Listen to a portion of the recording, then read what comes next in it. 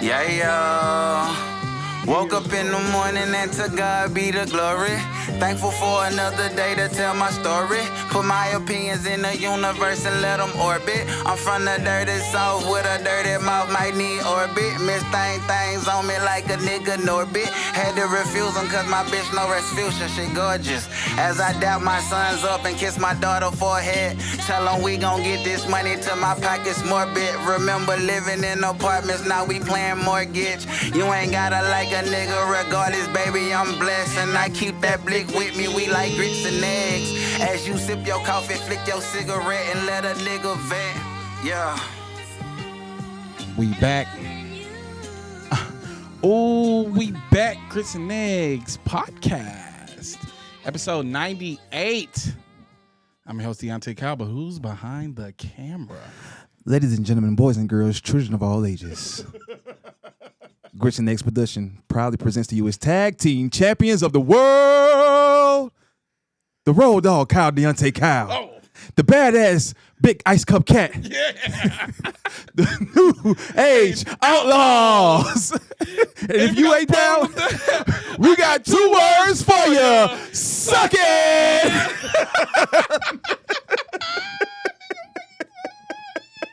We back. We back. Big Ice Cup. What? Got me hyped. Yeah. All right, put somebody through a tape. Yeah. Oh, you didn't know? Your ass better call somebody. Episode 98. We got 2 more, baby. Got Ariel J this weekend. Yeah. And then we got a surprise guest. Yeah. A guest they would never guess. They'll never guess They it. would never guess the guest. Nah. Episode 100. Okay, man. Golly, man. What a time. Yeah. Go tap into that Bam Sparks episode, Culture Wireless. Mm-hmm. It underperformed because we was busy as fuck. But we're going to start dropping some clips. I would say this. Grits and Eggs Radio YouTube page, follow it now. Mm-hmm. That's big. That's where we're gonna be hosting New Music Mondays from now on. So it'll be. I'll put it in the description, and when we post New Music Monday, it'll be in a collaboration with Grits and Eggs Podcast. But Grits and Eggs Radio, it needs a standalone brand. Yes, sir. Go tap in. Go tap Grits in. and Eggs Radio YouTube page and Instagram. Mm-hmm. Okay. 657-234-EGGS. That's 657-234-3447. For all your voicemails. And if you're on that Grits and Eggs Patreon, it ain't nothing but $8. $8? If you get on that Grits and Eggs Patreon once a month, when we do our live stream, you will be able to call in and talk to me and Big Cat directly. Yeah. Deontay at DeontayKyle.com for all booking and inquiries. For all updates, go to DeontayKyle.com. You can see the latest episodes. It'll slow walk you right into the Patreon. There is a tab there for the shop. If you go on the shop, it'll send you to gritsandeggs.com. That's GRITSNEGGS. That's where all of our merch is. Again, if you're on that Patreon, $8. we do have exclusive merch just for the cousins. So you got to tap in. You got to yap in. Advice at DeontayKyle.com. NMM. Mm-hmm. New Music Monday, NMM at DeontayKyle.com for all your New Music Monday submissions.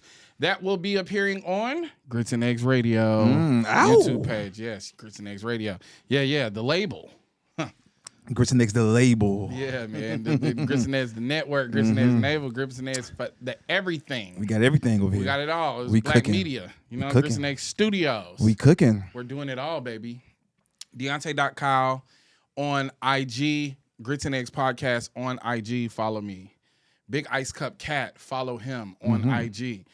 Okay, what a week. What a week we had. How many times are we going to be able to say that? Forever. Yeah. It's forever, baby. Yeah. It's forever. What a fucking week. So, recap. Before we get into recap, I do want to say this. What you want to say, son? You matter. This episode of Grits and Eggs is sponsored by You Matter, the mental health clothing brand rooted in wearable self-affirmations. Not just for you, but for anyone who sees you. Use the code GRITSandEGGS10 at checkout for 10% off, including any ongoing sales. Shout out my boy Demetrius Harmon. Yeah. Yeah. Go get. I mean, Hey, fly. Buccaneers? It's a good look. Yeah. It's a good old school Buccaneer too. Old Buccaneers. The old Buccaneers. Yeah. In the spirit of supporting black business, as we do here all the time, I do want to apologize for the ongoing ad. I wasn't looking at how like many ads they was putting on the episodes, and I went last week to kind of control, and I was like, damn, they are throwing too many ads. So I'm gonna lessen the YouTube ads that y'all see. I think like they had them joints every 10 minutes. I didn't paste it out to like every 30 minutes. Okay. Or like something like every like 20 to 30 minutes. Because we still want to get some ad dollars. Yeah. But they was doing way too much. That's a lot of ad dollars. Yeah. Too many ad dollars. What? Come on, son. All the ad dollars. There's every ad dollar they can squeeze out of one episode. Jesus Christ. And I don't like watching a podcast and it's fucking ads every 10 minutes. Like in the middle of conversation and everything. So like my apologies. I was not aware, but I am aware now. And when you become aware of things, you make changes. Yeah. But this episode is brought to you by Black Underwear. Hey. Yeah.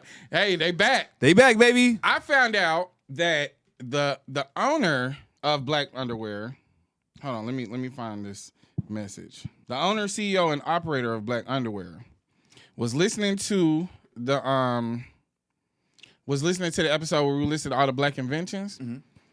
His great-great-grandfather, Clarence Mahoney, created the disposable toilet seat cover. Hey. I mean, look at what black people do. Hey. Black toilet seat cover. Hey. Black underwear to cover your black ass. Yeah. Oh. Hey. Did you know that 65% of men wait way too long to buy new underwear? By the time there are holes in your drawers and it's way too late. But the folk at Black Underwear understand you have more important things to worry about than your underwear.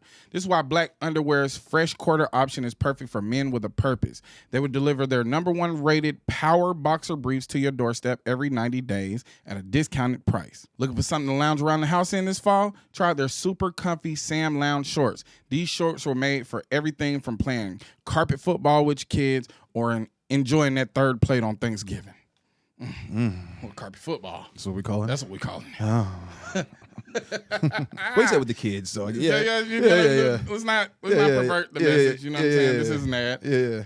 Also, I do have them shorts, and them joints is comfortable as hell. You're right. I be wearing the black underwear. I don't know what these other people that be doing ads, but like I don't read no ads that I don't use. So I got the black underwear on deck. Yeah. You hear me? Sure. I got them Sam comfy shorts. Them joints. Just a good vibe. You go outside, check your mail. Yeah. You know what I'm saying? You know me, fiber red. Yeah. You know what I'm saying? Sip some bourbon. when you black underwear. Oh, yeah. With a white beater and a big robe on. Hey. Feeling like a boss, feeling like money. Just for the cousins, they're offering a special discount. So head over to www.blackunderwear.com and use the code GRITS at checkout for 15% off your first order. That's www.blackunderwear.com, code GRITS for 15% off your first order. They normally do a little 10. Brett said we up to score to 15. 15. Black Underwear, your favorite pair for your favorite pair. Hey. Disclaimer, promo is only for first-time users and cannot be combined with other discount. Subscription is only available for Power Boxer Briefs. Do the knowledge, nigga. Hey, so check me out, man. Go holler at my good folks, man. You know, when they send me the money. When they send you the money? When they send me the money, I got them because I fuck with this cup. Right. I might just have to turn that about face. Let them see. Yeah, let's take a sip. Put it back. There you go. Oh, Grison's ad boys. Good ads. Yeah. Not the YouTube ads, the real ones. Yeah. The ones that matter. You matter. There we go. Big ice cup. This is why he gets paid the big bucks, guys. Yeah, so we're gonna switch some things up. I can control how many YouTube ads get y'all. We ain't doing nothing. Yeah. You get that first one when you hit play. Yeah. And then we're gonna let you cook for about 10, at least 15 minutes. Yeah. We're gonna run ads for niggas. You know what I'm saying? That's what we do over here. Nigga ads. The nigga ads. Shout out to Circa Cent. Shout out to Circa Cent. Good candles. Shout out Coffee Black. Yeah, you know, motherland, baby. Niggas that been down with us from the beginning. You know what I'm saying? Stay down. They staying down. Now, if you are looking for those grits hats, okay, they've seen them. They love them. They want them. They're available right now. Go to gritsandeggs.com. New hats. All right, that's all the fucking ads I got. All right. Damn it. God damn it, whoring myself out. Yeah. Just add dollars. An ad dollar whore. He's an ad whore. Make it rain on me. Bands will make her dance. Man, all right. We are starting a new business, guys. Me and Big Cat is getting into the hosting business. Hey, you want us? You want us? Come get us. We hosted Jasmine's Halloween party. Yeah. Let me tell you something, brother. I had a great fucking time. I think that might be the best time I've ever had at a party. Yeah.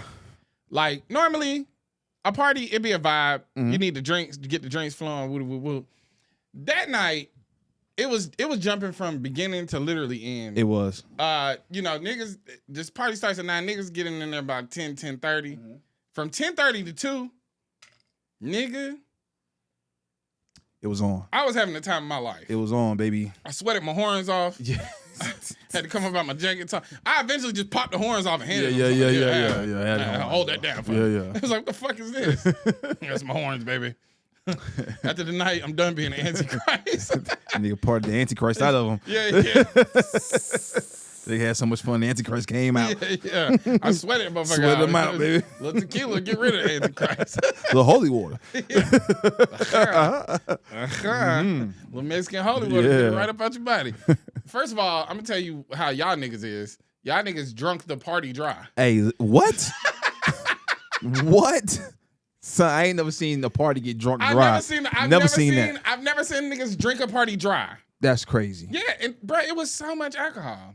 They drunk it dry. They drunk us dry. But we see why. The last thing, because we was having a fucking. We was having a first ball. of all, so many smokestacks and Larry's and Mary's. I was like, Larry? Who the fuck is Larry? Larry's and Mary's. It was Annie's. It was everybody. Shit looked like the fucking 1920s in that bitch. That was a good time. Man, we had a ball. I'm gonna tell you something about fucking Jasmine. Yeah. She knows how to throw a party. She could throw a goddamn party. And she knows how to throw a fucking fundraiser, Yes, man. sir. We raised some money for those people experiencing food insecurity. Good coat drive. Yeah. People had their non-perishables.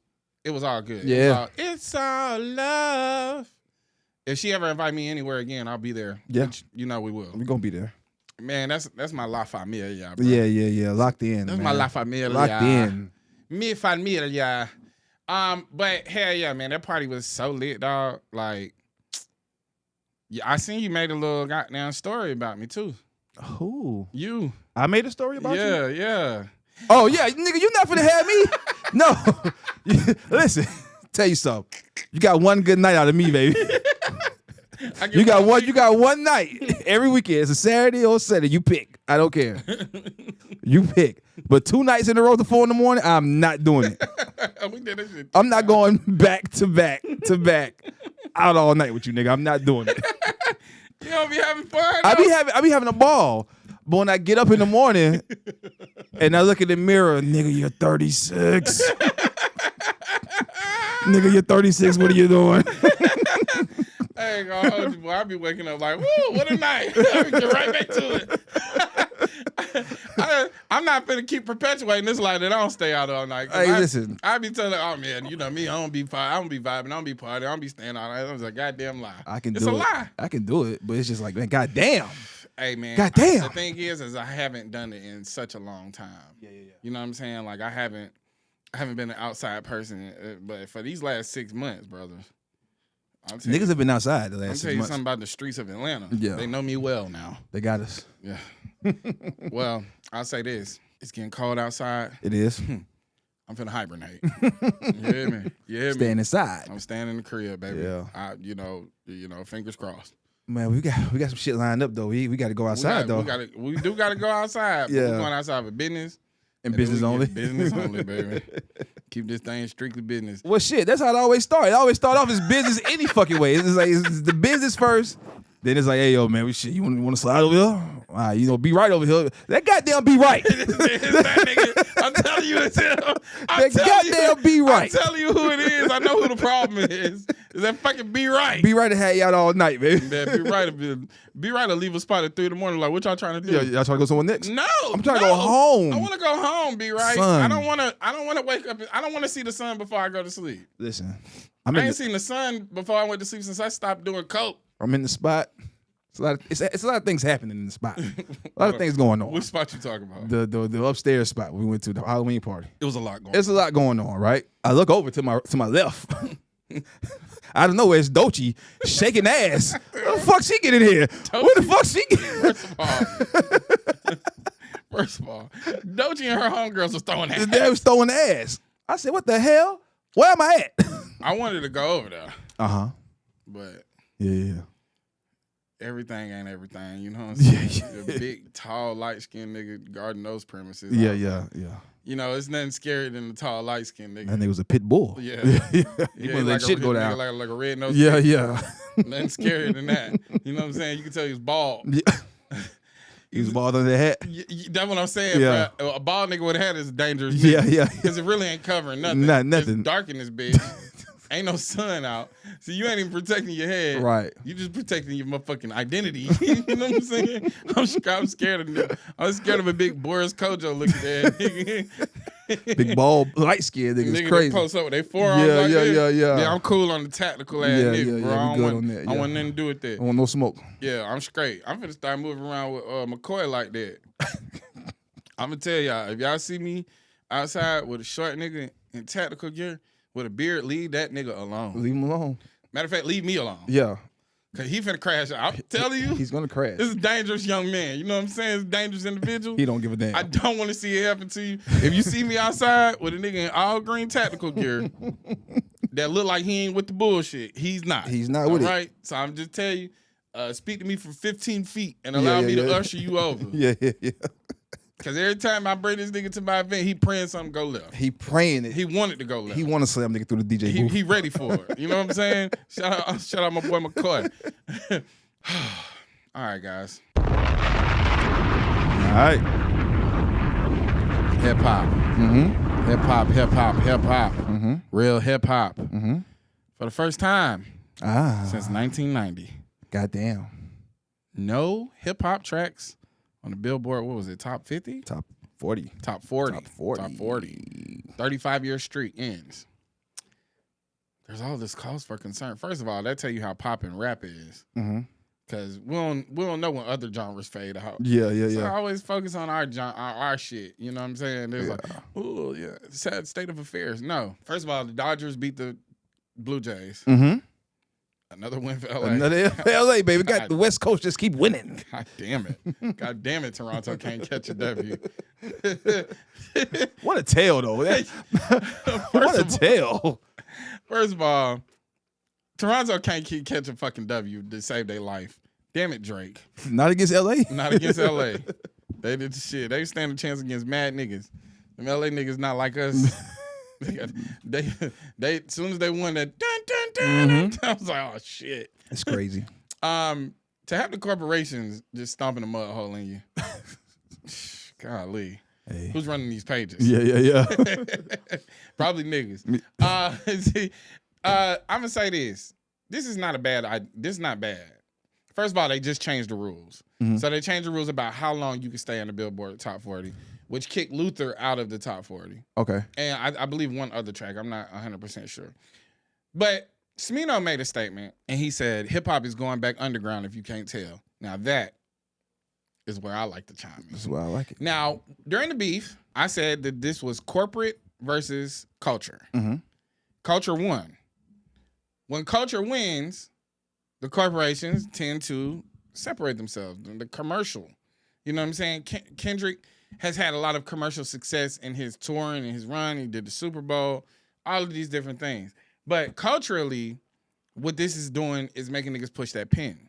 Because there's no reason why a song from Chromacopia or Don't Tap That Glass is not in the Billboard Top 40. But even with Tyler, kind of creating a separation of himself from his commercial fan base versus his cultural fan base, where he obviously wants to live at. Mm-hmm. We saw that when he did his D'Angelo tribute. And we'll get into, I think that Tyler thing, I explained it on Threads the best I could. But, like, I'm not holding nothing against a 15, 16-year-old. Yeah. You know what I'm saying? Like, obviously, when you're that young, you have identity issues, maybe some self-esteem issues. You know, we all trying to find our spots. And being an edgelord, that's going to put you among the whites. That just is what it is. Mm-hmm. But as he grows, you can see the wealth of like knowledge that he has culturally and like who he is and where he's from and like what his foundation is. And you know, sometimes you know we stray away. We get caught up in this world, especially if you don't want to be no street nigga. It don't feel like there's a lot of options for you, especially somebody growing up in Hawthorne, California. Yeah. You know what I'm saying? He ain't, you know, Hawthorne ain't nothing to sneeze at now. Nah, not at all. But you know, if you don't want to bang, it just sends you in a multitude of different directions. But I say this is actually a win for hip hop, right? Now is the time. Now is the time to push your fucking pen. I agree. If you ain't hip to Grits and Eggs Radio, if you don't listen to Rap Latte, if you're not listening to Rob Markman, if you're not listening to B-Dot, if you're not tapped in with niggas from the culture, black people from the culture, if you don't watch Adri when she cook up and give you hip hop knowledge, if you're not tapped into the culture of hip hop and you only get it from white publications, especially these white publications on Twitter that hide behind avatars and you don't know who the fuck is running the pages, or you get your hip hop news from fat fuck niggas like academics, then you don't really know hip hop. You're not tapping into the culture. You a bystander, and you're you know a casual consumer, and you shouldn't have an opinion on this shit anyway. Okay? People from this culture should be the only people reporting on the culture. The only person I like from outside the culture that reports on it is the Dissect podcast dude. And that's because he has a niche role in dissecting lyrics into greater meanings. He actually cares about the craft to the point where he's breaking down the language of the craft, but he's not giving his opinion. He ain't rating albums. He ain't saying what's good and what's not. He simply diving into the lyricism of it. Now, this is when it's going to be time to push your pen. Yeah. It's time to push your pen. If we want to sit here and act like it's not great albums that have been coming out, then you don't really listen to hip hop. Right. If you say the girls is just making pussy rap, you don't really listen to hip hop. You need to change the way that you consume this culture. See, Drake just been spoon feeding you the culture from the corporate commercial level, from the top down. Okay, so that's how you hip anybody he do a feature with. Now you a fan of them. Mm-hmm. Now you hip to them. But that's spoon feeding you what the culture and the corporations want. That's not really, you're not digging in the crates, so to speak. Yeah, you gotta go do your own research. You gotta find out what's popping on your own. You know what I'm saying? And it ain't just gonna always be these people that show up at festivals. Cause you ain't gonna find a navy blue at a festival. No, you're not. You're not gonna find a Earl sweatshirt or a Mike at a festival. You ain't gonna find Marco Plus Jigs 285 at a festival. Mm-hmm. You're not gonna find them at a festival, bro. It just is what it is. But if you want real hip hop, you gotta go search it out. You know what I'm saying? Like, what's your boy name? Rick Hyde. Rick Hyde. You know what I'm saying? Freddie Gibbs just dropped a phenomenal lyric for an album. They did. Sold out 5,000 seater in Chicago. Pulled up to the Red Rocks in Colorado, dressed as Frozone. You're not gonna find that on the commercial front of these things. You gotta really be a fan of this culture. You gotta be a fan of lyricism. Mm-hmm. You know, you want to check out a Lil Sims. You want to check out a Rhapsody. You gotta go looking for that. And the thing is like I don't bother myself with like casual consumers, and I damn sure don't want to hear your opinion on it. Now, for all my people, especially my rappers, especially the people that really want to push that pen, I'm gonna urge you to perform more. You go see La Russell perform, ain't no backing tracks. He's straight going. He's straight going. Yeah. When we was at the Freddie show, wasn't no backing tracks. Straight going. You just going. That's hip hop. If I wanted to go to a fucking karaoke, yeah, I'd do that. You know what I'm sure, saying? For sure. The way that Kiss was performing at the Verses, that's how you do that. Cut the backing vocals off, turn up the ad libs, and turn up some of the ins and outs. Yeah. And get to it. And trust your crowd, know your shit. It's a win for hip hop. Fuck that. Do we want these people validation or not? We say it every year. Oh, we don't care about no numbers. We don't care about no numbers. Then when niggas start talking numbers, y'all say, oh, is hip hop dying? Is hip hop in a bad space? No. Hip hop's in a great space. It's in a great space. We're back in control of it. You should want these corporate niggas to jump ship and get out your shit so you can own your shit again. Mm-hmm. You created it. Is hip hop in a bad space? like Mos Def said, if hip hop is doing good, we doing good. If the people doing good, then hip hop is doing good. Right. If the people are confused, then hip hop is confused. Right. We need to clear up the confusion about whether we want these white folks validation or not.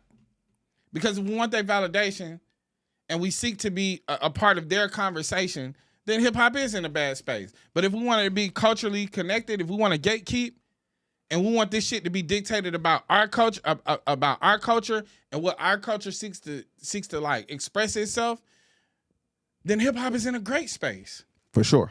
And also, read the fucking room, rap niggas. Read the room, nigga. Niggas ain't doing so well outside. So I don't care about your ice. I don't care about your motherfucking chain. I don't care about your passport. I don't care about your new whip. Talk about what's going on outside. Find a way to infuse that. Find a way to get back real and get back in tune with the streets. All that flexing and flashing shit ain't gonna get it no more. This shit gonna have you looking like a lick in about 2 months. It's getting cold outside. Summertime, they say that's a killing season. Wintertime, it's that robbing season. But naked. I don't want to see you running down the block in your drawers. Yeah. And it's 30 degrees outside. I don't want to see that happen to you. It's a bad look. It's a bad look. You and wife beat the drawers and socks, running down the block, nigga done stripped you out your true religion fit. Cause you think you fucking 2 Chainz in 2010. Damn right, I got it. That's how niggas gonna be. Yeah, I got all your shit. Mm-hmm. Look, man, read the room, man. They just cut the SNAP benefits. There's gonna be people out there very hungry. If you ain't feeding your wolves, you gonna end up on the plate. Hey, let's get to hip hop. I'm tired of this hip hop that's not reflective of the society, especially not the society that you come from. It's time to start pushing that pen, bro, and push the pen, push the performance, and push reality. You know what I'm saying? Not just your reality, but be a voice. Mm-hmm. Because if niggas don't feel like they can relate to you, you know, them days is over. Because I'm tired. You know, the thing is, if I ain't got no money, I don't want to hear about you talking about all your fucking money no more. Yeah. That's what we got away from. That bling bling era really ushered in the commercialization of hip hop. And we see culturally, now let's talk about culture. Okay. Versus Cash Money, No Limit. Right. Master P, he spoke culturally. Right. That nigga Birdman was speaking that corporate shit. I started this bling shit. I started this stunting shit. Yeah. I had the first nigga with diamonds in my teeth. Mm-hmm. How Master P respond? I'm about it. Mm-hmm. You about it? That nigga, I'm about this shit, nigga. Yeah. Fuck you talking about, nigga? I'll take them diamonds out your teeth, nigga. I represent. You're Come real on, New son. Orleans. Real New Orleans, bro. When that niggas know what it is. Niggas start jogging. Niggas know. Yeah. I represent. Uh-huh. Man, look, that's culture. Yeah. That's not that corporate shit. The niggas got to get off that stunting shit for a little bit. Yeah. You know what I mean? Niggas need to get outside and see, okay, instead of buying $250,000 chain, why don't you donate $200,000 to a food bank? And make sure these people outside eating. Because I'm telling you, that $250 coming up off your fucking neck if you playing around. Or your neck might come off with the chain. Neck might come in, nigga might behead you out here. Get with the times, nigga. Be reflective of the society. Also, too, stop wasting your fucking bread. Yeah, man. You niggas is in prime position. You know all the talent. You can start your own label. You can start your own A&R firm.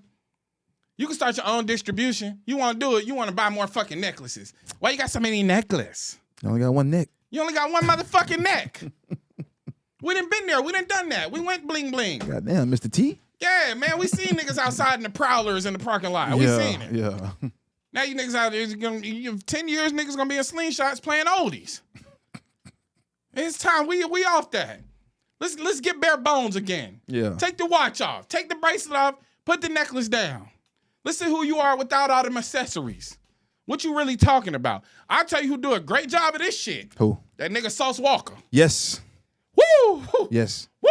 Even though he do be blinged out, he do He does a great job though. He keep a balance He because keep he a be balance. talking about real life. Yeah, he does. He be talking about real life. Nah, Sauce Walker is dope. Sauce Very Walker, dope. if you niggas can come with the conviction and the experience that Sauce Walker did, see, Yachty tried. Yachty can't keep up with nigga like that. No, fuck no. He tried to tap into whatever Sauce Walker doing. It's just it's not compatible. You know what I'm saying? Niggas believe that coming from Sauce. You know what I'm saying? We respect Yachty artistry. You know what I mean? Like, you doing your thing, whatever the case may be. I respect the fact that the nigga get on them drumless beats and really put it forth for effort at pushing that pen. He does. He put forth for effort at pushing the pen. It don't hit the same, but he trying his best. He's trying. He trying. That George Floyd bar was out of pocket, my nigga. Yeah, I ain't that gonna was lie, crazy. that kind of thing. Yeah, that was wild. You know what I'm saying? Niggas met you in LA we respected. That fucking George Floyd bar, that turned me off, brother. Yeah. I see your name show up on shit. I don't even want to hear it no more. I'm just keeping it a bean with you. I'm just keeping it a bean. Because we got to address shit like that. Yeah. Yeah. That's how niggas find themselves in murky waters when they want to get back to the culture. Because I tell you who will be rapping that bar, fucking white boy that don't know nothing about this shit and think his shit funny and think his shit sweet. All right? Let's tighten up. Let's talk about, let's start thinking about how we speak about our people and our music. Right. All right? Smino said this shit go back underground. You better go underground with it. But while you underground, you better come back with some motherfucking nuggets. Okay then. EBT cuts. Starving a population. Well. We see what's happening. We see what's going on. And we see where the money's going. Listen, man. I'm gonna take a quick break. Oh, we finna cook. We back. Hey, big cat. Yo. Before we get into it. It's official. Okay. That New York show sold out. Ow! that Friendsgiving, that sold out. Ow! Shout out to the cousins. Yeah, man. And shout out to all the listeners, man. Y'all showing so much love. Now, let's talk about empires that starved their citizens. British Empire. Ireland, Great Famine of the 19th century, was exacerbated by British policies. India, the Bengal Famine of 1943 occurred during British rule, starving their citizens. Soviet Union, Ukraine, the Holodomor, 1932 to 1933, a man-made famine attributed to the Soviet government's policies, such as confiscation of grain. Joseph Stalin. Kazakhstan famine 1930-1933. Russia, the Russian famine of 1921 through 1922. Nazi Germany. Concentration camps and ghettos. Nazi policies led to widespread starvation and concentration camps and ghettos throughout occupied Europe during World War II.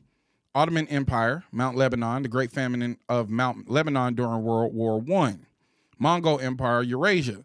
Mongol conquest resulted in widespread death and destruction across Eurasia. Some historians classifying the acts as genocidal. And the Maya civilization's decline is linked to severe drought that caused famine and thirst, though this is not considered to be an empire because they're not white. And communist China, the Great Chinese Famine 1959 through 1961 was caused by the policies of the Great Leap Forward and other factors, leading to tens of millions of deaths. So, a man that wants to be a king, kings rule empires, has the resources to continue SNAP benefits even while the government is shut down. Government is shut down because the right wants to take away your Medicaid completely. So, if you're not going to let me take away your medical benefits, I'm going to just starve you to death. 42 million Americans are on SNAP benefits. SNAP benefits, EBT, food stamps, all the same shit. I know you whites like to get confused when y'all, just like when y'all heard Obamacare versus the Affordable Care Act. This is how they keep you confused. They like to play the binary game with y'all because they know you too ignorant to go do the research yourself. They know that you just going to take it at face value, if that face look like you, and that face represent you, and that face talk the way that you want them to talk, that you just listen to them.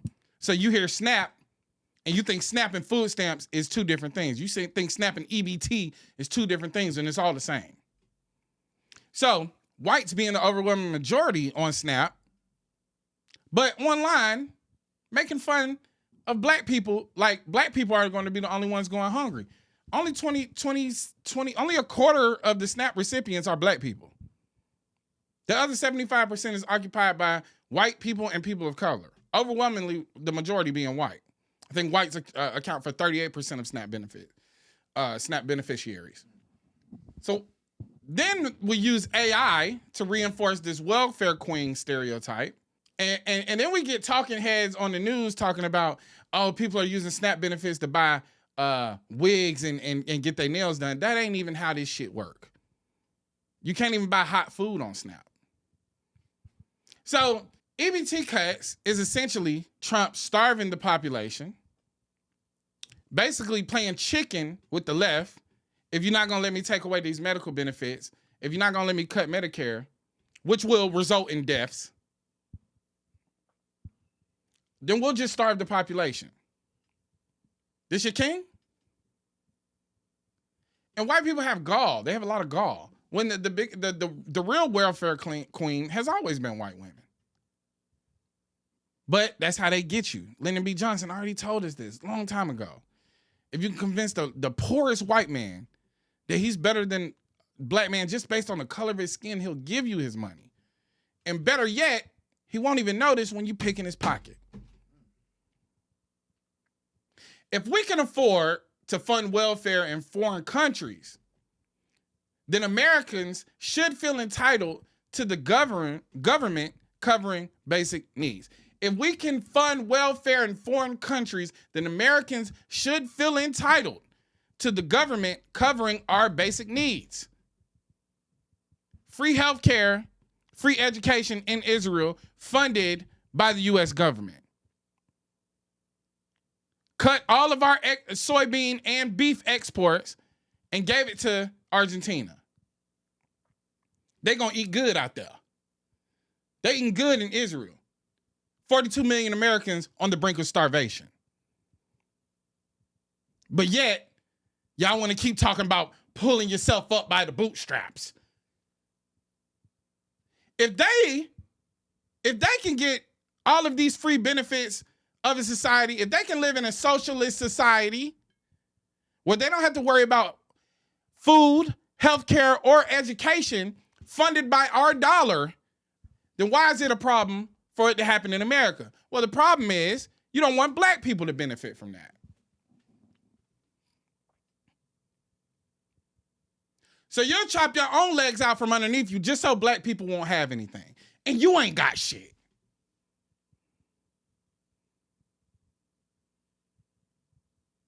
So the greater 60% of white people will watch the lower 40% of white people starve, if that means a quarter of black people starve with them. Ignorance. Now, the farmers, the soybean farmers, the beef farmers, huh? We're gonna see y'all in some food in some food pantries, ain't we? Wait, make sure you wear that MAGA hat to the food pantry. Because what's gonna happen when you can't operate the farm no more because you ain't got nowhere to sell the soybean? Because Trump took that and sent that over down south, sent that far south. When you can't get off this cattle, he's gonna send that far south. Or you're just gonna have to start busting that shit down with your neighbors. No profit. Or minimal profit. This your king. I want to shout out to all the churches and all the organizations that are out here providing food for the U.S. citizens who are looking at this from a communal standpoint. What's the pastor name? Jamal Bryant.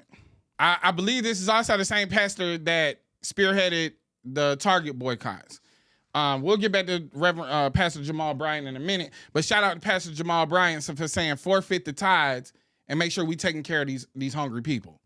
That's church. That's the way of the Lord. You hear me? But shout out to Black Panther parties.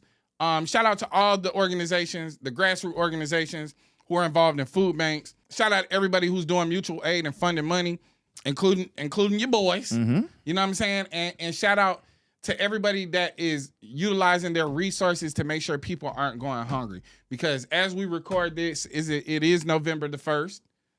And we already know that the only state that is continuing SNAP benefits is Virginia. The mayor of Atlanta has said he's putting a pause to any evictions or what is it? I think it's water shutoff. Water shutoffs until January 2026. I believe that only is for people in public housing. Why?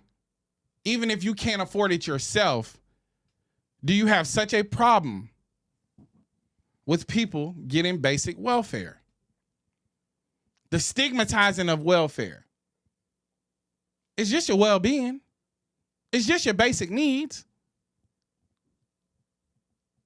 One of the country with the most material wealth in the West. We have the most material wealth. And we do nothing to provide for our citizens. No free health care, no free education, no food benefits, AI running rampant, AI killing jobs, 300 black women lose jobs, and about 350,000 white men gain jobs. And this system of racism and white supremacy will starve you, and while you're starving, you'll point the finger at black people and say, ha ha. Look how deluded this system has you. Look how delusional you are. And these are the same people that would call themselves Christians. These white nationalists, these white Christian nationalists, they would sit here and talk about the Bible all day. They'll talk about God, family, country. While they starve the people in their country. And doubly will starve their own family to make a point. What kind of God y'all serving? This bootstrap mentality keeps you enslaved mentally. These corporations, they get welfare all the time. When they take a gamble, they get bailed out with your tax dollars. Police, they rough up a citizen file a civil suit. That don't come out the police budget. That come out your tax-paying dollars. So let's stop calling it a bailout and making it seem like the government is bailing out. No, it's you and me bailing them out.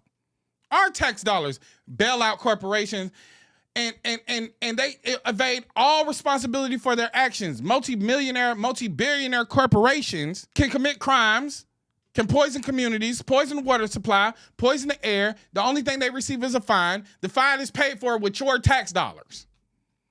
Government bailout. Israel uprooting people from their homes, bombing children, all funded with your tax dollars.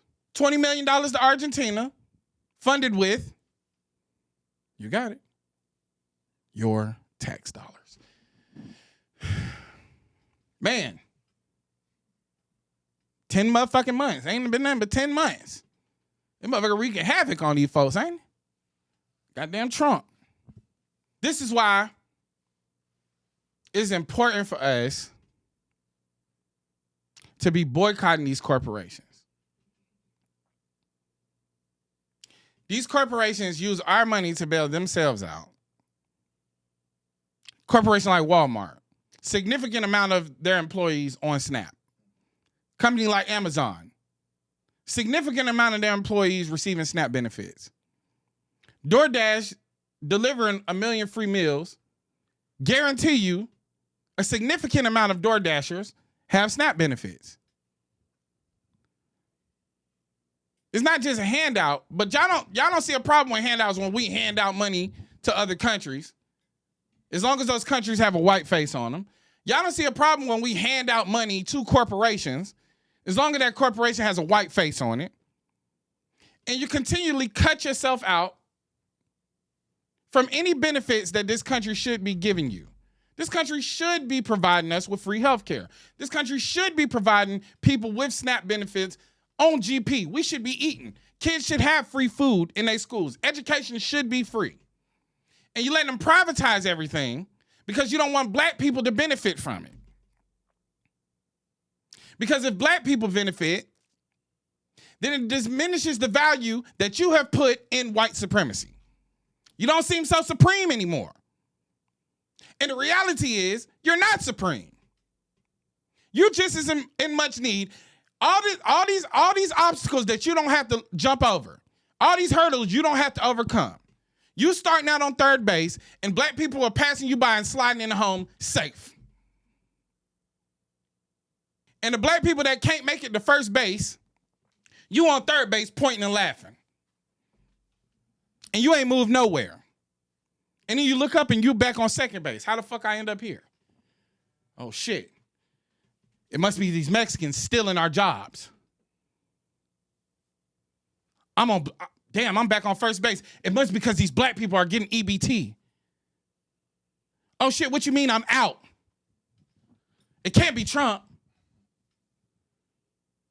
You let them just steal the money right out your pocket, steal the benefits right out your pocket because you don't want nobody that don't look like you to have nothing. So you dress up and go online in blackface. You dress up and you make AI videos about black women being welfare queens, about black women starving because or complaining and crying because their EBT card not working. Guess what? Your EBT card not working either. Every time I see an EBT, a SNAP fraud scam going on, it's white faces on that. Yet you don't see no issue with it when it's you. No, I'm not no welfare queen. They told me that black people were welfare queens. This ain't the 1970s, baby. This ain't the 1980s. This ain't peak crack epidemic. Black people out here thriving. And you hate it. Because that means everything they told you was a lie.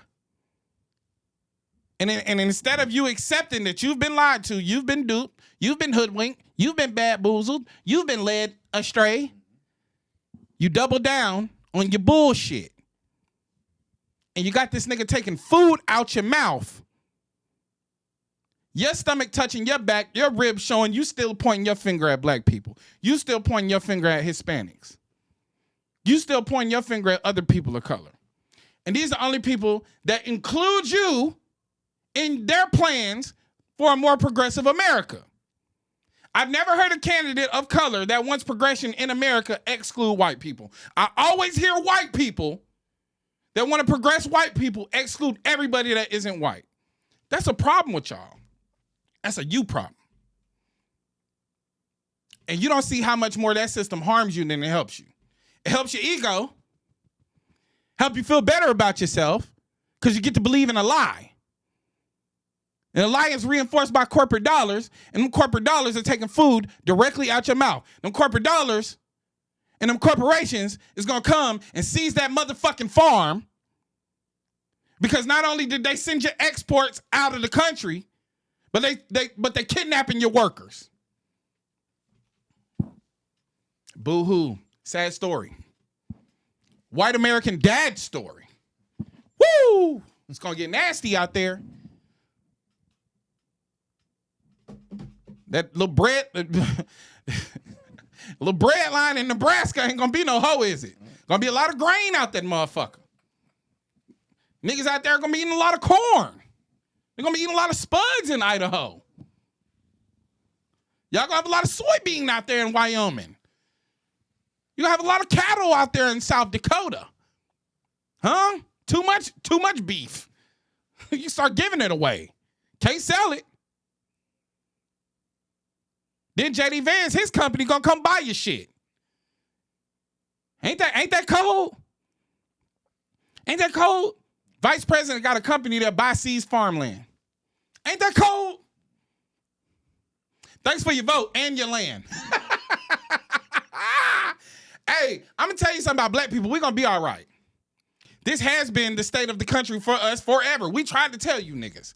While you steadily pointing the finger at you, is nigga in your back pocket running you dry, running your motherfucking pockets. I'm talking about patting your shit down. Got you turned upside down, shaking the coins out. You still pointing and laughing at other people. It's gonna be bad when it's you. And that time is coming. That time is coming. Because one thing they also know is that you ain't gonna participate in no boycott. White people ain't think we was talking to them when we said boycott. No. Biggest hyper consumer. How much consumption you gonna be able to do when you gotta pay for them groceries too? Groceries high as hell. It's the cult of whiteness. It's a cult. It's not a real thing, it's a cult. And you see the people benefiting from the cult the most, they look like you. But so do the victims. You only focus on the victims that don't look like you. You forget that it's you too. Black people gonna be all right. We know how to take care of each other. Shit. I guess, hey, if anything, are you new grandmas? Dinner at your house. Black girl, black man, black woman, successful in corporate, dinner at your house. There's gonna be a time we're gonna have to look out for our folks. We're gonna have to be able to look out for each other. This is where black farmers gonna come in clutch. Bust that whole cow down. We'll buy it. The butcher coming, nigga.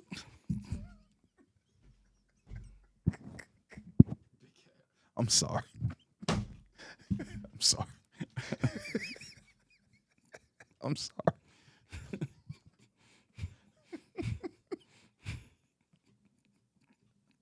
That was set up so perfect. Nah, that was nice. That was set up nice. so perfect. That was nice. Yeah. I fuck with how you did that. The butcher coming is crazy. Have fun. Have fun. We're going to be all right, y'all. We already looking out for each other. Shout out to the mayor of Chicago. What's that brother's name? Yeah, he's giving nice hell, ain't he? He ain't playing, bro. Mayor Brandon Johnson. Yeah. But them Brandons, they don't play, boy. Shout out in Baltimore, his name Brandon too, ain't he? Yeah, I ain't never known a Brandon who couldn't fight. Hey, look. First fight I ever definitively lost was to a nigga named Brandon. That's what I'm saying, son. Brandon put them beats on me. Somebody nigga named Brandon. They can fight. Hey, you want your son to stand for something? Name nigga Brandon. You know what I'm saying? They go hard. they don't fuck around. Mayor Brandon Johnson called for a general strike. Let me tell you niggas something about striking, man. Because y'all don't be seeing the benefit in things. Because y'all don't understand that you have power. Every black person and every person of color stop going to work, this whole shit goes down. Ain't gonna be no restaurants. Ain't gonna be no deliveries. They already getting rid of their farm hands. So ain't gonna be no harvest. Who gonna work the Family Dollar? Who working at Walmart? Who working in them fucking warehouses? Black people and other people of color. Overwhelmingly doing these jobs. No more nanny. You gotta take care of your own baby now. No more hotel concierge. No more doorman. No more Uber driver.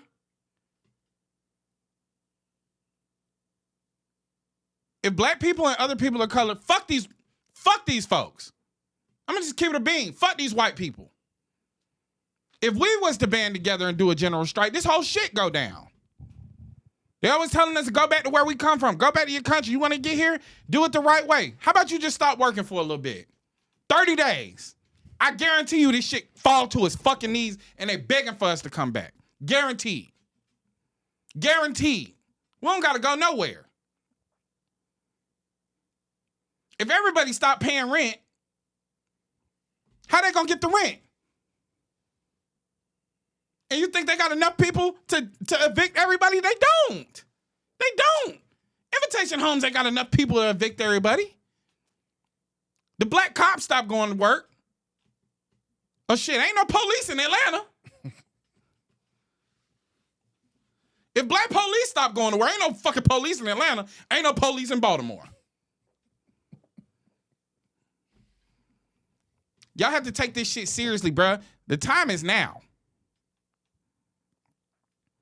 And we can do mutual aid, but we can't live in fear. You don't understand the power. You think about always what you have to lose. You could boycott with your dollar. Don't buy a fucking toy from Walmart. Find a black-owned business that sell toys. Find a black-owned business that sell board games. We don't got to go all out. This isn't a mark of you being a good parent because you buy gifts. Parenting is about presents, not presents. Parenting is about presents, not presents. Fuck Christmas. Fuck Santa Claus, nigga. Tell your kids, you want to give your kids a gift? Give them a gift of information. Tell them what's going on in the world. It's the world they growing up in. It's time to break down the fantasy. Because when you can't afford to give them food, what you gonna tell them then? You gonna have to put your motherfucking pride to the side. Now it's time to be prideful. Because these niggas that's in government, that's cutting off your benefits, don't give a fuck about your pride. Don't give a fuck how you feel about yourself. Don't give a fuck if you die. You worried about pride? The time for keeping up with the Joneses is over. Kill the Joneses. Kill the Joneses. Because I'm going to tell you, if ain't nobody got nothing, you out here shining and stunting, niggas is coming for your neck. Melt that motherfucking chain down. Try to get as much as you can for them fake ass diamonds. And start looking out for the community. And fuck these celebrities. We talking about doctors. We talking about lawyers. We talking about accountants. We talking about entrepreneurs and business owners. It's time to start looking out for the community because when this shit bounce back, they come to you first. If you're a plumber, if you're an electrician, you an HVAC, if somebody got something going on with their house, you need to go look out for them. People ain't got the money right now. And for those of us that's doing better in life than we always have, we put our money up. I'm putting my money up. Making sure niggas eat. Making sure niggas is good. Now is the time. Now is the time.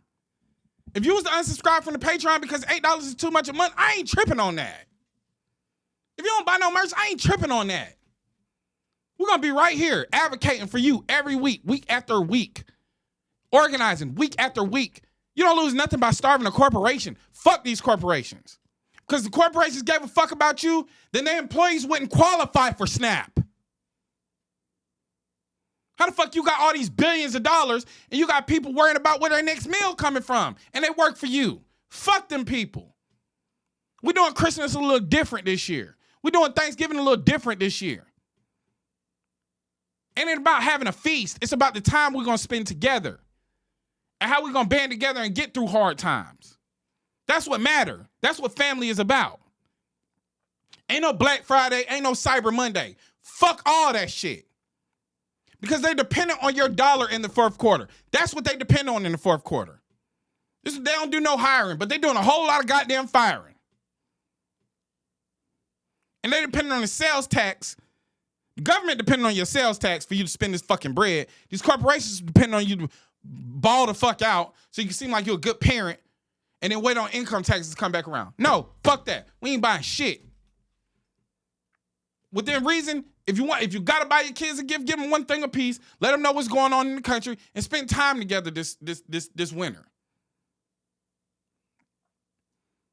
And I suggest all counties and all major cities should follow suit from the mayor of Atlanta and the mayor of Chicago. Encourage your citizens to strike these corporations. And make sure that these companies are not evicting your citizens in the time of need. Shit is desperate right now. And what's the first thing they're going to want to do? What's the first thing they're going to report on? Crime statistics. They're not going to tell you what the precursor to crime is, though.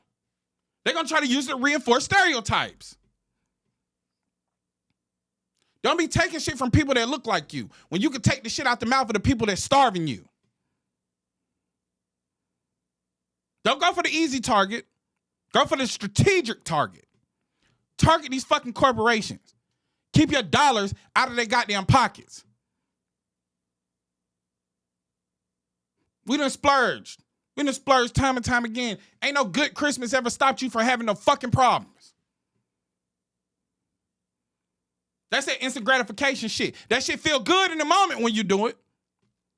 But when the first come back around, and you ain't got nothing left after rent, you already spending your income tax dollars. They keeping us on a fucking cycle. It's time to break the cycle. They keeping you on a hamster wheel. It's time to hop off. We'll be right back after this commercial break. We back. All right. 657-234-EGGS at 657-234-3447. for all your voicemails. We're finna get into these voicemails now, but also advice@DeontayKyle.com. That's advice@DeontayKyle.com. We got a couple of advice submissions today too. Let's get into these voicemails. Greetings, Mr. Kyle and Mr. Cat. My name is Miss Zoe, and I'm a recent college graduate of the illustrious Fayetteville State University, Bronco Pride. I'm a legacy. Oh shit, that's where my daddy went. Word. Yeah. Shout out to Fayetteville State Broncos. Third generation graduate and a descendant of the school. I'm a legacy third generation graduate and a descendant of the school's founding families. So I want to commend you and thank you both for doing the knowledge and creating a space of equitable education to elevate us as a people. For listeners who are in the Fayetteville, Stedman, and Clinton area, if your child is in need of assistance with their education, to reach out to Desired Destiny Learning Center.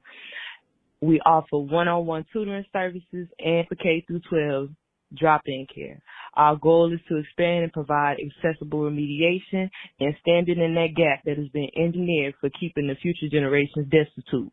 With the recent government cuts, we want to continue our operations. So if any listeners about it, we want to accept donations on the Cash App, Desired Destiny. Check us out on Facebook, again, at Desired Destiny Learning Center. And thank you both. Have a blessed day. Okay. Charlie came, called, and put a plug in. Yeah. Had to get the advertisement in. Yeah. Get that shit off real quick. Get that shit off a chest. That's Yeah. a good ad. That's a great ad. Yeah, Desired Destiny Academy. Yeah. Go Broncos. Hey, what's up? Deontay Kyle and Big Ice Cup. My name is Chris. I am 25 from Oklahoma, father of 3, newlywed, and I'm a big fan of y'all podcast. I just finished episode 86, so I know I'm right behind. Actually, I think I'm moving backwards because earlier I watched Sexy Solan Black American Princess episode, and now I'm on 86, so I think I started at the top and I'm moving backwards. But anyway, I'm a huge fan, and I drive a truck, and I just want to say I've been following you ever since, you were rapping. My question is, I make music on the side, and I don't know, I just think it's kind of dumb, and it's frustrating, and I have a trade, and I like my trade, but I like to make music.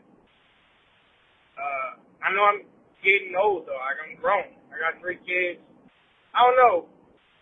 Well, what advice would you have for somebody who is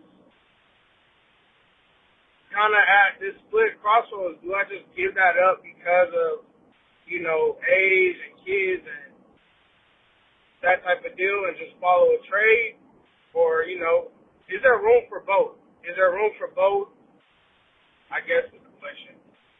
It might be a stupid question. I don't know. If it is, let me know.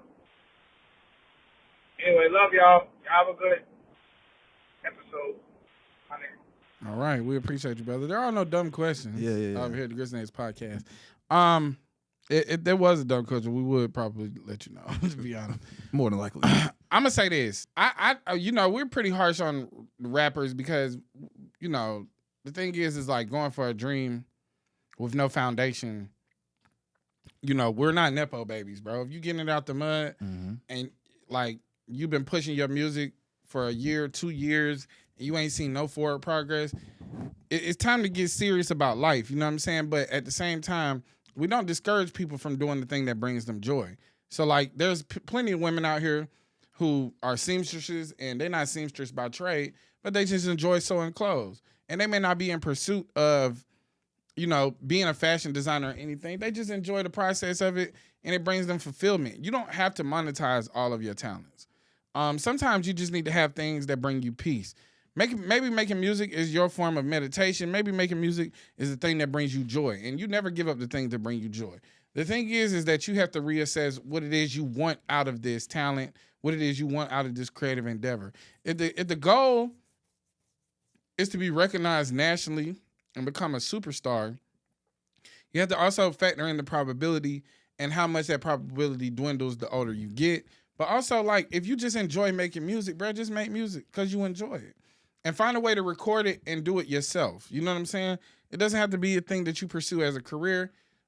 You obviously have some stability. You got your 3 kids, and you know, as somebody who has ventured into the media space, while you may have a lot more opportunities and things like that, you do have to be mindful of your time. This should have pulled a lot of time up out of you. So I think that in this space that you in now, man, if you enjoy making music, just make music for yourself, make music for your friends, make music for the audience that you already have and the people that enjoy it. But don't worry about blowing up. You know, you should never give up on something that brings you joy. I think the pursuit of a career in it is what we talking about. Also, too, just for people that's just like, you know, I'm the best rapper alive and your shit ass, like, we just got to let you know that you ain't the best rapper alive. Yeah. You know what I'm saying? But we're never going to be proponents of telling people to deviate away from things that bring them joy, especially creative endeavors. I think that we need to be a little bit more realistic about creating foundations for ourselves as people, because we got one life to live. And you don't want to spend 15 years of your life chasing something that literally has no ROI and then be trying to get your skill set together in your mid-30s. Because that by that time, you ain't going to find no stability until you 40. You know, it's just not the move. You know, we just not in the business of wasting time. Don't waste no time. You know what I'm saying? But continue on chasing the thing that makes you happy, man. We need happiness and we need outlets that bring us fulfillment out here. What you got for him, Big Cat? No, you hit the nail on the head right there, baby. I ain't got too much to say. Yeah, that's it. Is it on? Is I'm on here? Ah! Hey, y'all. It's your girl calling from North Philly.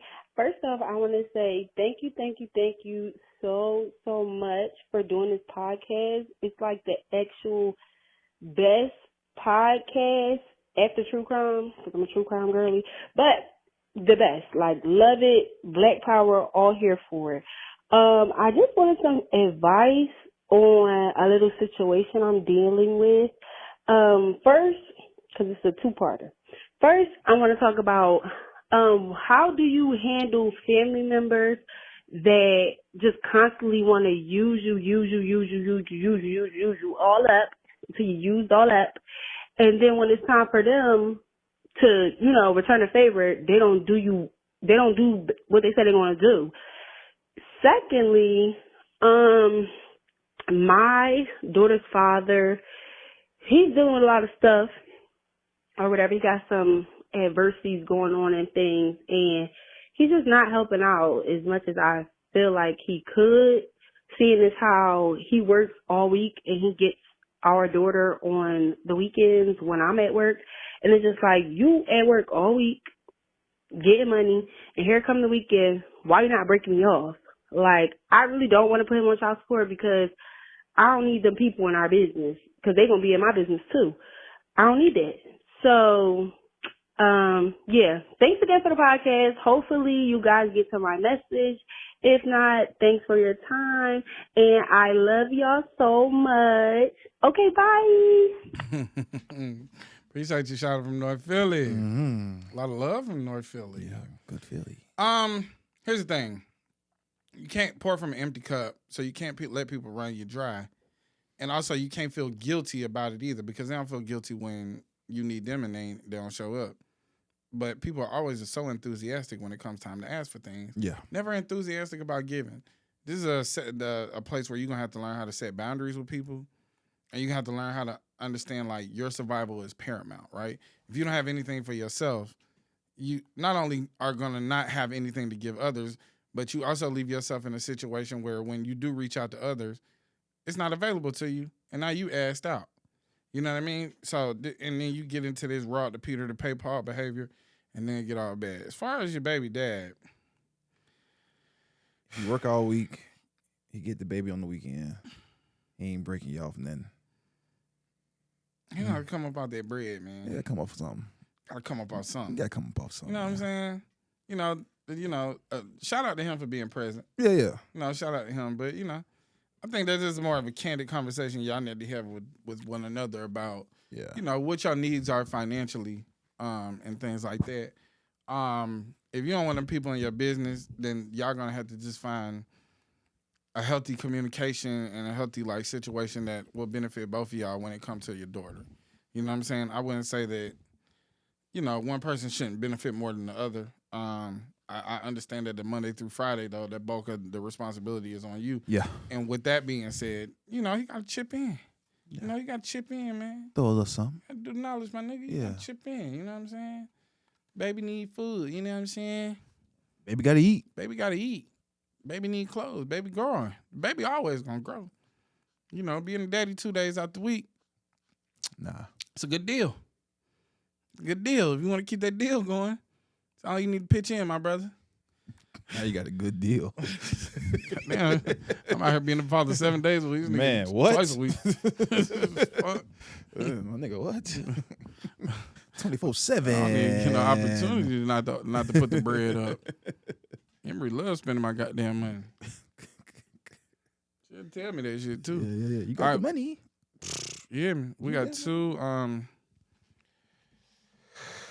Oh. Weekend's catching up to him. Yeah. Yeah.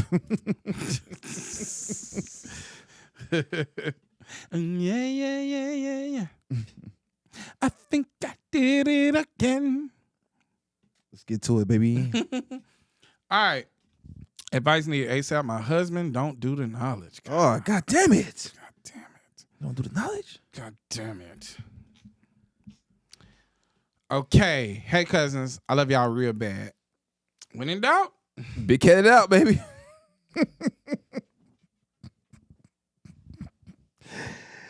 Let's get serious. I just celebrated my 1 year anniversary and I feared the lack of mental stimulation might become a real problem. Listening to y'all has been so refreshing. See, we out here running relationships. We doing the knowledge. They want their husband to do the knowledge. Nigga just go to work and come home and watch TV, baby. Crack him a cold beer. Yeah. Turn on Sports Center, CNN. Yeah, go home, crack him a cold beer. Yeah, son. They don't hear that shit. Run some party. He want to talk to her about the parlay. Yeah. She want to talk about the socioeconomic climate. You know what I'm saying? The political state of the world. This nigga don't want to do the knowledge. She want him to ask him what the mathematics is. Every day. First of all, to be a husband and to come home, ask your wife what's today's mathematics. I ain't gonna lie. If your old lady was to hit you with what's today's mathematics, it's kind of ill. Yeah, it's ill. It's kind of ill. You know what I'm saying? Like, Shorty got her mind right. Right. She got her mind right. Yeah, she ready. She run that J Electronica album.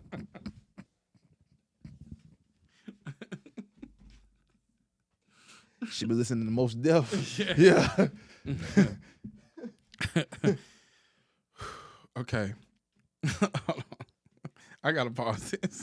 Her talking about her husband got me thinking about this gift we got at Jasmine's party. Shawty walked up to me with the treasure chest. Oh. It says, Deontay, the man who creates conversations, may everyone remember your presence. You remind the world that thought can still be art. Hey. Summer from Nature's Rehab. Shout out to Summer. Nature's Rehab. Yeah. She gave me some cigars, a felt pen, beard oil. I don't got no goddamn beard. Oh, no, it's just baby oil. She gave me some baby cologne. oil. Oh, shit. She's trying to get nigga slippery. Gave a nigga a treasure chest. Gave me goddamn a bottle of Black Eden. Hey. Shit, Big K, you want to try some of this shit out? Let's do it, huh? Yeah, fuck it, man. Try to get you a treasure chest. Yeah. That Black Eden. I don't know if this is going to get us demonetized or not, but shit, Tristan, blur it out, Tristan. Not blur it out. Shorty want her husband to do the knowledge when he taking shots of bourbon. You know what I'm saying? This shit made me do the knowledge. When he taking shots of the burb. Yeah, good burb. Tristan, just put a crazy blur on the screen. Yeah. Come on down to the Kumbaya coffee shop. Get you some of that bourbon. Yeah, we're going to take a look. We got shots of this I'm bourbon. going to throw this bourbon back real quick. Oh, I feel like a cowboy. Yeah, man. Shout out to the cousins, bro. Yeah. Cousins always looking out, showing us love, bro. And that cologne smell gives a motherfucker. Cologne smells immaculate. To a great podcast, my brother. More life. Oof. Damn. I feel like Kevin Costner. I want to spit some tobacco. Finna look a shot, nigga. Where's my horse? Feel like, what's that nigga name? Arthur Morgan.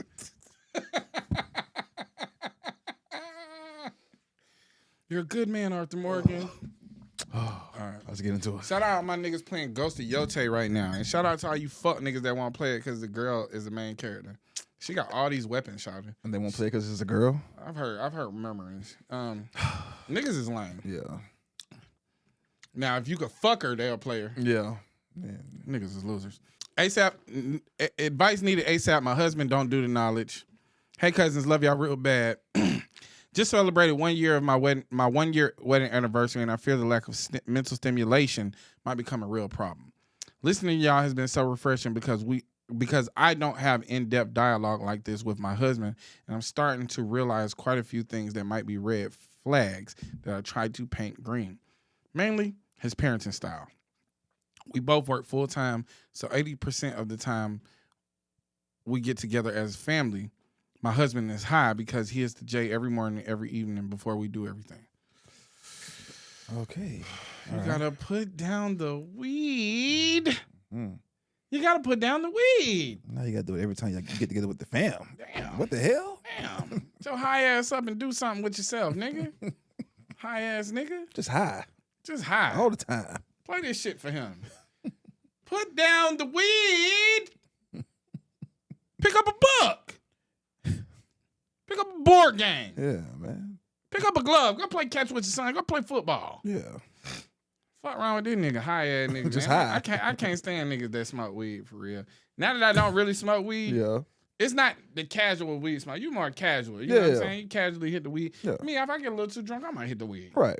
You know what I'm saying? Not every Bring day. Not every day. Yeah. I ain't starting my day off high. No, I can't do that. That's not good cognitive function. I need to know what's going on in the real world. Yeah. I need to be in touch with reality. Yeah, niggas breath be stinking. That part. Listen on fact, we talk about, I'm starting to discover a lot of you niggas got bad breath. Bad breath. I've been having a lot of conversations with niggas within earshot of each other. A lot of, you know what I'm saying? A lot of face-to-face convos with niggas in loud rooms. Yeah. A lot of you niggas got bad breath, man. Into the dragon. A lot of you niggas out here got that Cisco on your mouth. Cisco on your mouth is crazy vernacular. Cisco on your mouth. Wow. Wow. I'm a bonus mom to his 8-year-old son, his stepmother. Okay. To his 8-year-old son, who we raised together full-time. Biological mom pops in every blue moon, so we're full-time, all hands on deck. My husband has unfortunately allowed him to be an iPad kid. So much screen time. He's an intelligent kid, but I can see how the screen time is affecting him socially and developmentally. He gets off the iPad and he lets him play the game for hours. I've mentioned it, tried to implement schedule, routine, and a change will happen for maybe 2-3 days, then back to the bullshit. My husband also doesn't communicate with his son enough for me. They don't really have a relationship for real. He's basically supervising and coddling him as opposed to the daily raising him. Son is actively in sports, but outside of his weekly basketball games, he don't take him anywhere or do any actual activities with him. My husband didn't meet his father until he was about 21. They are working on building a relationship. Also, we have a 2-year age gap. I'm older than him. So I do give him grace. However, I have concerns because if or when we have kids, it's a lot I want to expose my children to. I will teach them our history and be more active and engaging with them. Before him, I organized community initiative, hosted panels, volunteered important to my community because philanthropy for my people is highly important to me. We both make 6 figures. Ain't no way we shouldn't be owning land, sponsoring folks to go to trade schools, investing in businesses, something. My husband is a proud black man, but sometimes I feel like he don't think beyond his own personal experience. Sports betting and day-to-day living. I told you. Hey. Didn't I tell you? There it is. I didn't even read this shit. I'm telling you, we don't vet these. I knew that the nigga was putting in parlays. Hey. Putting in parlay in. Boy, addicted. Trying to keep this short and sweet. Can marriage survive without mental stimulation, lack of depth, and aligning parenting styles? Side note, I'm actively working with my therapist on why I ignore the red flags in the first place, but I value in Cat's opinions. He's a good man on all other things. He just don't do the knowledge. Listen, man, I'm going to let Big Cat take this thing. We're gonna ISO the mic. Well, here's my put on it. Well, here's my my advice for this. I just want to say, your husband is doing his thing, right? He's a provider. He's doing his thing. Maybe he feel like he don't have to. He got you. He feel like he ain't got to do nothing because he got you. And I think you need to have a sit down with your husband and talk and let him know how you're feeling. The same way you came to us, you need to go to him. Because we ain't in the house. We don't see every day the day-to-day routine. We don't know what you're doing. You could be getting on his goddamn nerves. We don't know. Maybe he don't want to talk to you. We don't know. But yeah, honestly, man, if your husband, if he ain't that type of dude, he ain't gonna be that type of dude. If he ain't gonna want to do the knowledge, he ain't gonna want to do the knowledge. Well, so there needs to be. So the thing is people are capable of great change. They both earn 6 figures. You know what I'm saying? I mean, he's a smart guy. He's a smart guy. He's a provider. Yeah. He just want to hit the weed and chill. I also don't know what their age gap is, right? But I mean, I know their age gap, but I don't know their age. You don't know the ages, yeah. So she came into this more community for more due to knowledge for. You know what I mean? So this isn't a barrier, a hard barrier of entry. He look like he just kind of surviving day to day. Yeah, he just chilling. He chilling. But I will say this. You have to be vocal and, you know, not only vocal, but you're going to have to be a little bit proactive about the things you want to do. Like, you're going to have to plan some things to get him engaged in things. And also, like, you know, maybe today we ain't hitting the weed and we're going to doing this instead. You know what I'm saying? Yeah. You find avenues that differentiate his mental stimulation, but also your partner can't fulfill everything that you need. You're not. So if you are into community activism, these are things that you might have to do on your own. You might have to seek out groups and organizations that you can be involved with on your own. Yeah, because that's your thing. That's what bring you happiness. That's what you do. And we don't want to dilute his own personal experience and the things that bring him joy. Now, I will say this. Sports betting, it's not it. No bueno. Nah. All that screen time for that child, no bueno. Yeah. There should be some aspect of, you know, once, twice, maybe 3 times a month, you know what I'm saying? Him going and doing stuff with his child, even without you. Got to. You know what I'm saying? That's his child. It's his child. That's his child. But I think that, you know, the pressures of life and the routine of life can put you in a lull and can put you in a space where you just kind of live in cyclically.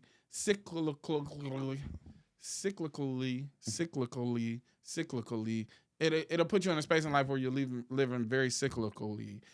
That's a tough word for Elmo. Got a name on y'all. Boy. That's a tough word for Elmo. And also, you got to find out what is his interest. What does he like besides sports betting? Like, what brings him joy? Yeah. What's his things that he's into? What is he numbing with the weed? Yeah. You know what I'm saying? What is he hiding? Yeah. What is he running from? Yeah. It's something that's trying to keep him high. Yeah. You know, and once you find the answer to that, I think I think that this is gonna be and you know, before these things become like too big of an issue, it doesn't seem like it's an overall like grand issue. Maybe get him interested in doing some individual therapy. You know what I'm saying? It ain't like y'all can't afford it. Do y'all work out together? Do y'all go to the gym together? And maybe y'all find and also too, it's like watch how you're approaching bringing these conversations forth because you don't want to get to a point where the nigga feel like you nagging or you just don't accept him for who he is. I mean, the thing is. It's just y'all 1 year marriage anniversary. You knew who this nigga was. Yeah, you already know who he was before you married him. And you know, if you married him or got with him because of what you thought he could be potentially, you did yourself a disservice. Yeah. Because we shouldn't be marrying for potential. But I think that y'all still have so much time and room to grow together. You know what I mean? Like he's not done growing. He's not responsible for his growth at your pace. Okay? It's not his responsibility to keep up with your vision for his growth is. It's his responsibility to have a vision for himself. And also, it's your responsibility to approach these situations with clear, transparent communication and not just seeking advice all around. And, like, keep your friends out your motherfucking marriage, especially your unmarried friends, especially your friends that ain't never been married or have a prospect of been married. Keep your folks out your business and deal with him on a basis of communication and love and problem solving and not in a space of nagging and berating and putting y'all everybody else in y'all shit while he's unaware of your feelings. You need to make him aware of your feelings. And I hope you're not if y'all watch I hope y'all watch the podcast together. And that's number one. Number two, I hope you're not comparing.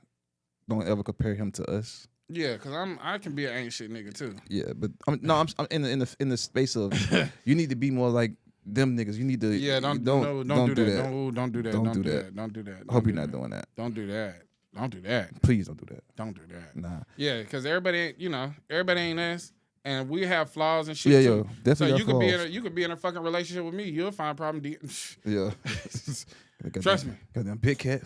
Goddamn. Yeah, you're going to find a problem with everybody. Nobody going to check all the boxes. And, you got to also be mindful that you might not check all his boxes either. Yeah. But this is marriage. Y'all growing together. Y'all grow together. The growth is going to require clear and constant communication. Okay? If he likes weed, just tell him to put it down. You can end the night. You can go to sleep. Go to sleep high. Yeah. Let's not wake up high. Don't wake up high. Let's find a balance. Yeah. Let's find a balance. You know what I mean? And y'all should do monthly report cards with one another. Yeah. Check in with one another. And you need to be open and receptive to the fact that maybe you do things he don't like. And he just keeping it cool. Mm-hmm. And maybe he just hitting the weed and sports betting so he don't have to address the things about you he don't like because you obviously got so many things about him that you don't like. But shout out to y'all. Y'all gonna be all right. Yeah, y'all be all right. Good luck on y'all marriage, man. Good luck. 1 year, we're going to 50. Yeah. You know what I'm saying? Yeah, we're gonna coast this thing on out into the goddamn sunset. Yeah, baby. Black and brown fatherly advice. Yo. Shout out big man Deontay and the coolest cat, Big Ice Cup Cat. From one of the probably few but many Latino viewers and listeners. I want to start off with I love what you stand for and everything y'all preach, especially with stand within the knowledge. I'm about to be a first-time father to a beautiful Afro-Latino little girl. I'm Mexican and my girlfriend is black. I just wanted to ask your point of view or balance on being a good dad since I've never had my own. Especially with the way things are right now in society, I've been doing my due diligence and knowing more about my roots as well as her mother's. I had to teach my daughter about the oppression and atrocities our people went through as Mexican and as a black person in America. I feel like mixed babies are a good bridge between black and brown to help us reunite, but I feel both sides have been taught to dislike and separate from each other by the same oppressor. Again, big love to y'all. Thank y'all again for representing the people. Hey, shout out to our brown brother. Yeah. I mean, shit. You just got to tell her your history, Mexican history, Latino history, and black history, black culture. You having Mexican one night, goddamn, next night we having soul food, baby. You know what I mean? That's a good balance. That could be a good, healthy baby. Damn. A lot of rice. A lot of chicken in that diet. A lot of rice and chicken. A lot of rice and chicken in that diet, baby. Nah, you'll do good, though, bro. Mac and cheese pollo. Ooh. Mac and cheese pollo. Enchilada with the mac and cheese in it, baby. Oh, yeah, man. Ooh. Enchilada with the mac and cheese in it. A little soulful quesadilla.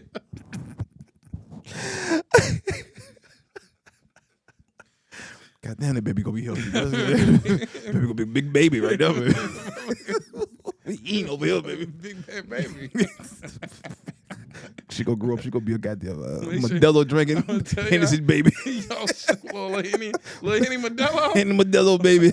Make sure y'all feeding that baby vegetables, man. Yeah. Please get the baby some vegetables. Not a lot of starch. We had that little baby over there eating peach cobbler churros. Ooh, That shit sound fire. that shit sound good. Tres leches pound cake. Hey yo. All right. You gonna be good though, bro. You gonna be all right. Listen, I'm gonna say this, man. Fatherhood does not come with a manual. Even though those of us that have relationships with our fathers still experience fatherhood in a different way. Yeah. We still want to be a little bit more emotionally available for our children. And I think the thing is that you're gonna figure out what you made of, man, when that baby come out. For sure. But you have an anxiety and a little nervousness around it now. And that is the fact that you're gonna be there, man, is meaning everything. Right? That's natural. That's natural feelings that you have. The thing is that these feelings that you have are feelings out of care. Yeah. The feelings you have are feelings out of love and care. and I think that you're gonna do good. I would suggest some literature on fatherhood.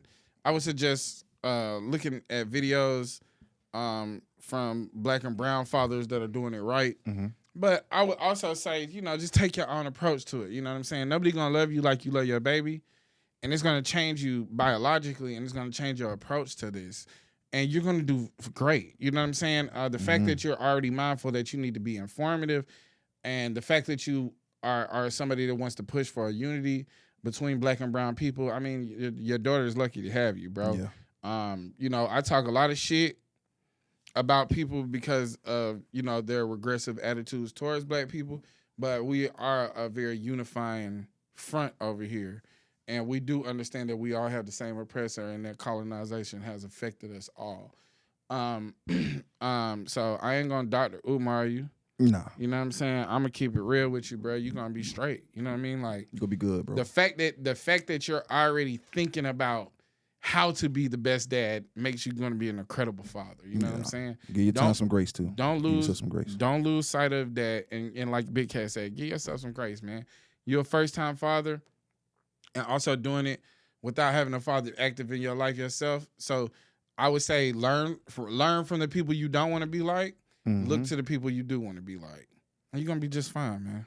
Shout out to y'all. Shout out to the happy couple. Yeah. And shout out to the motherfucking the Afro-Latina baby. Yeah. You know what I'm saying? Good curly head baby over there. Good Curly hair melanated baby, man. Yeah. You know what I'm saying? Good healthy baby over there. Dia de los Negros. Dia de los Negros. All right, son. God damn it. Oh, shit. Oh.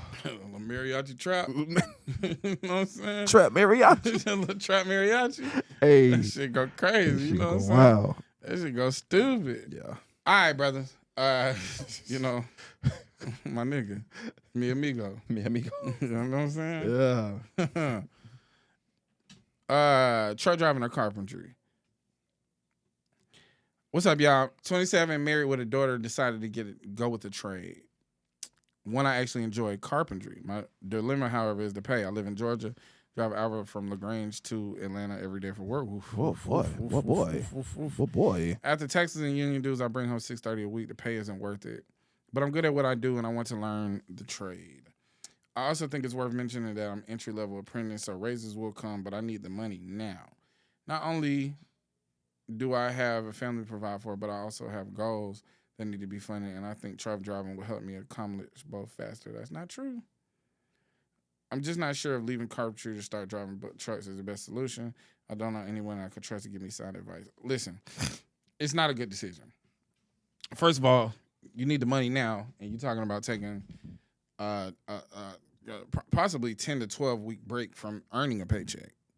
The truck driving course is 6 weeks. That doesn't include the time that it takes to plan to get into the course, the amount of time you have to spend in the course, and then the amount of time it's going to get you to get a job, unload, work the job, then get the first paycheck. We're talking about 10 to 12 weeks with no paycheck. Is not worth it. Listen, $630 a week, I would say if you want to be honest, you're going to bring home $750 a week driving trucks. By the time you go through this process and everything, you probably started seeing a raise. I would explore other fields in this thing, but I also would just say, like, stay down, bro. You know what I'm saying? You always gonna need more. That's just the reality of blue collar work. You always gonna feel like you're not getting enough, or you need more, or you want more. But this is the thing where you're gonna have to think about the compound interest rather than the pivot. Okay, you got a daughter to provide for. Now, okay, you're gonna go in pursuit of more money, but you're gonna be spending a lot less time. You know what I'm saying? You got to be considerate of that. Also, getting a local job ain't going to pay that much no way. Not right off the rip, because it's going to take 2 years for you to qualify for most trucking companies' insurance. And so you're not going to make no money in trucking for real for the first 2 years just because you don't qualify for insurance. So you might make upwards of like maybe $850 a week, $900 a week, things like that. But it ain't going to be what you think it is. And you already there. Stay down with it. And you think about your 5-year plan and how much more money you're going to be making 5 years from now where you talking about making $630 a week, and we talking about you making $1,800 to $2,500 in the next 2 years. And then the vast amount of opportunities in carpentry and areas of expertise and areas of concentration that you can get into. You just need to stay down, bro. You know what I'm saying? Just stay down with it. You're going to be all right. You got to be patient. You know what I'm saying? This life don't happen fast. When I started driving trucks, I wasn't making no money for real. But I knew what the potential was. And I maximized and maxed out that potential. Time I left trucking shit, I was making, at my highest, I was making like $2,300, $2,400 a week. You know what I'm saying? I think when I left, I was probably making a cool like $1,400, $1,500, but I was driving super local. So, you know, it wasn't the same. But I mean, that's still good money. You know what I'm saying? So don't chase money. Not in this shit. Chase experience. Stay down. Stay patient. Stay hungry. Stay curious. Stay motivated to find new opportunities. And utilize what you got. Now, I will say this. An hour from LaGrange to Atlanta is crazy. That's wild work. That's half your paycheck. Getting in gas, boy. You better off finding a job in Alabama, to be honest. I was about to say, take your ass to Right Phoenix there. City. You're right there. Yeah. Or, you know, find something in LaGrange. But also look at what you can do across state lines.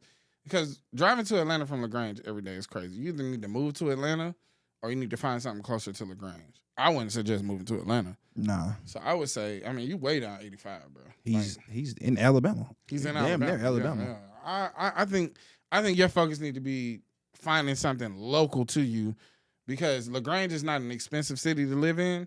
But when you paying all your money in gas and just beating your fucking car up for one, The maintenance on that motherfucker. yeah, I mean, you talking about 3 hours just in commute day to day. Yeah. Cause it ain't a fucking hour to drive to Atlanta. It's an hour and a half to get to work. Yeah. Because we got to think about traffic. Mhm. So I need you to like lock in on the possibility of finding something closer to home. If you want to take some time off and focus on something, focus on finding something closer to where you are. And that means looking in LaGrange, and that means looking in the surrounding areas of LaGrange, and that might be Alabama. It's there though.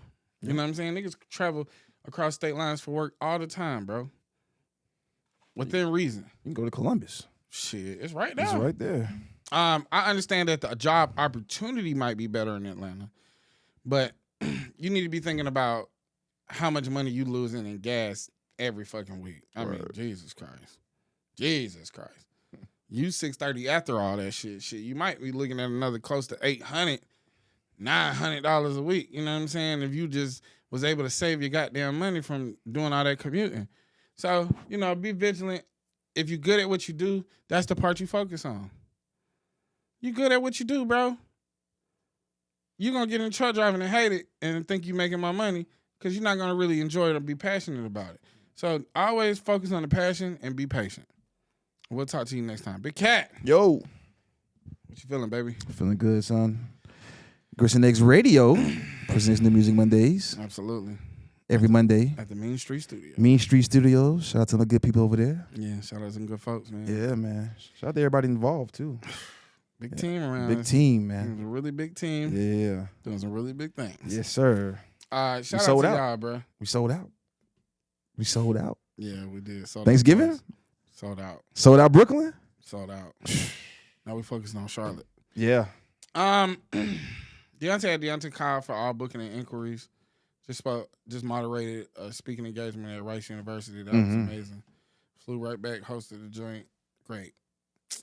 DeontayKyle.com for all updates to stay in the loop, for tickets, to stay in the loop for tour stops, to stay in the loop for all updates. DeontayKyle.com for your merch. Go to gritsandeggs.com. GRITSNEGGS.com. 657-234-EGGS, 657-234-3447. We're gonna minimize these ads for you guys on YouTube and hopefully create an influx of paid ads that pay us directly. And not just an AdSense dollars from fucking YouTube. You know what I'm saying? So shout out to Black Underwear. Shout out to You Matter. Shout out to the young lady that gifted us this. Shout out to all my niggas. You know what I'm saying? All my niggas. All my niggas, man. Shout out all my niggas, man. Big K, you got anything before we go? It's always hard to get out of here. You know, we never want to say goodbye. It's never the right time to say goodbye. That's what got Absol, baby. Yep. You know what I'm saying? It's just hip hop. It's just, you know what I'm saying? It's just my shit. It's just raps, man. Turn me up, man. It's just rap. You know what I'm saying? I just want to rap, you know? I just want to rap, man. I just want to rap.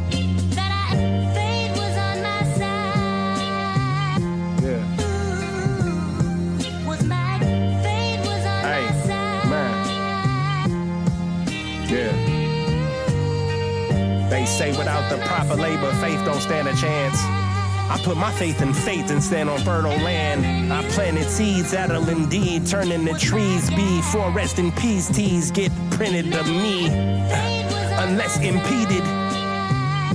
Matter of fact, that got me thinking back when Mr. Love was tending to his garden, schooling me to annuity before he grabbed his clubs to go golfing. And it's no coincidence that Doe still had the caddy. Back when Woods were still the best, don't let me roll off course here. Georgie Pops was dropping jams while I was lighting cigs, but you know I too was listening with both ears. You see, that's the best that I can do. Wisdom is the application of knowledge. I was picking up when he was putting